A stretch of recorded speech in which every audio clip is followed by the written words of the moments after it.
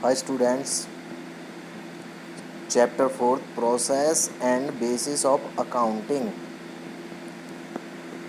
इस चैप्टर के बारे में हम रीड करेंगे तो इसमें 2 बेसिस होते हैं, एक तो कैश बेसिस होता है और एक एक्रूअल बेसिस होता है। तो उससे पहले हम प्रोसेस को पढ़ेंगे। प्रोसेस है भी आपकी प्रोसेस ऑफ अकाउंटिंग। इसके 5 स्टेप्स होते हैं। First step, identification of transactions. सबसे पहले लेन देनों की पहचान की जाती है। दीज आर फाइनेंशियल और नॉट फाइनेंशियल, वे वित्तीय प्रकृति के हैं या नहीं है। सेकंड स्टेप पे आता है प्रिपेरेशन ऑफ वाउचर। वाउचर तैयार किए जाते हैं, जो कैश बेसिस वाउचर्स होते हैं और नॉन कैश बेसिस वाउचर्स होते हैं, उनको तैयार किया जाए, जैसे purchase voucher, sales voucher, etc. Third step आता है ये आपका recording in the books of original entry. तो वाउचर को जब हम तैयार कर लेते हैं तो उनकी बेसिस पे एक ओरिजिनल एंट्री तैयार की जाती है। ओरिजिनल एंट्रीज जनरल एंट्रीज बनेगी उसके लिए, और सब्सिडरीज बुक्स बनेंगी।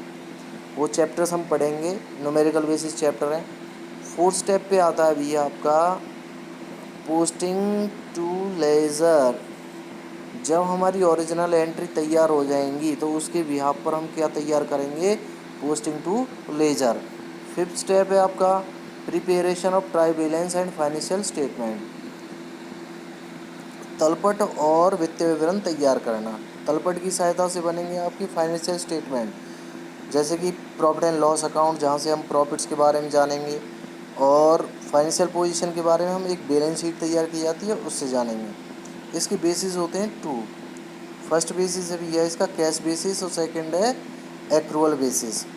कैश बेसिस नाम से ही स्पष्ट है, जहाँ पर सारी चीज़ें कैश में हो रही हों उनका ही रिकॉर्ड करना, और जो नॉन कैश ट्रांजैक्शंस है उनका कोई रिकॉर्ड नहीं करना। तो हम इसको रीड करते हैं। Under this basis incomes are not recorded unless they are received in cash. इस बेस के अनुसार इनकम तब तक, जो इनकम्स प्राप्त होंगे उनका रिकॉर्ड तब तक नहीं करना चाहिए जब तक उनसे रुपये प्राप्त नहीं हो जाते। Similarly expenses are only when they are paid in cash. इसी प्रकार खर्चों का भी रिकॉर्ड तब तक नहीं करना चाहिए जब तक उनका रोकड़ में भुगतान नहीं किया गया हो। फिर इसके बाद advantage of cash basis accounting. This basis is very simple. यह बेस बहुत ही सिंपल है, इसको आसानी से समझा जा सकता है। It does not require the use of estimate and personal judgement. इसमें ना तो ही अनुमान और ना ही पर्सनल जजमेंट की आवश्यकता होती है। कंपनीज, थर्ड पॉइंट इसका, companies act 2013 does not recognise it. Company act 2013 के अधिनियम में इसकी कोई पहचान नहीं होती है। फिर अब ये इसके disadvantage of cash basis accounting. It does not represent true financial position of business enterprise. यह बिजनेस इकाई की वित्तीय स्थिति, सही वित्तीय स्थिति प्रदर्शित नहीं करता है। Second, it does not follow matching concept of accounting. मैंने कल आपको कंसेप्ट के बारे में बताया था। तो मैचिंग कंसेप्ट, जहाँ पर रेवेन्यूज़ का मैच किया जाता है किससे, उस पीरियड के एक्सपेंसेस से। लेकिन कैश बेसिस में ऐसा नहीं होता है, क्योंकि ये मैचिंग कंसेप्ट को फॉलो नहीं करता है। और अकाउंटिंग किस पे डिपेंड है, कंसेप्ट पे।